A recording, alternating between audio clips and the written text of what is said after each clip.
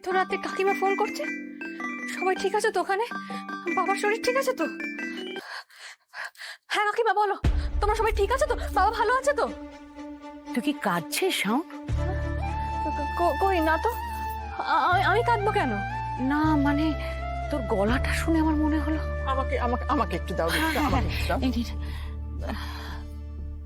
শাওন দিদি ভাই,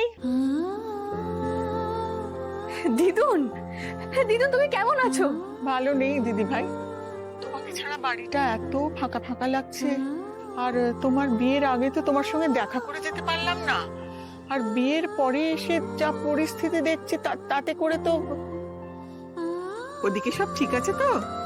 তুমি কেমন আছো দিদি ভাই? ওখানে যাকে ভালোবেসে বিয়ে করেছো তার সঙ্গে নতুন জীবন কেমন শুরু হলো তোমার? তবে আপনি যে আমার জন্য এখন বোঝা হয়ে উঠেছেন সেটা খুব ভালো করে জেনে রাখুন। আরে আপনি তো আমার বেঁচে থাকার ইচ্ছেটাই কেড়ে নিয়েছেন।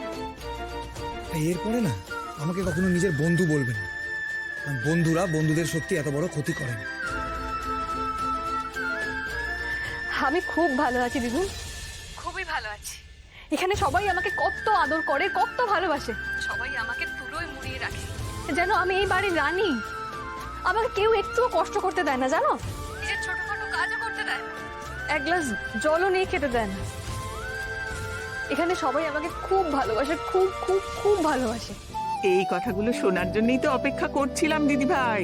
আমি এইটুকুই চেয়েছিলাম, তুমি যেন তোমার মনের মানুষের সঙ্গে সুখে সংসার করতে পারো। তাই করছি দিদুন। এখানে আমার দিনগুলো স্বপ্নের মতো কাটছে। শুনে খুব শান্তি পেলাম। কিন্তু দিদি ভাই, এটা তো তোমার শ্বশুর বাড়িও, তোমাকে একটু সকলের খেয়াল রাখতে হবে, নিজের যত্ন নিতে হবে। আচ্ছা তুমি ওখানে ঠিক মতো খাওয়া দাওয়া করছো তো? এটা তুই কি করলি? তুই হাঁড়িতে জল ঢাললি কেন? বাবা খাবার যা ছিল সব খাওয়া হয়ে গেছে।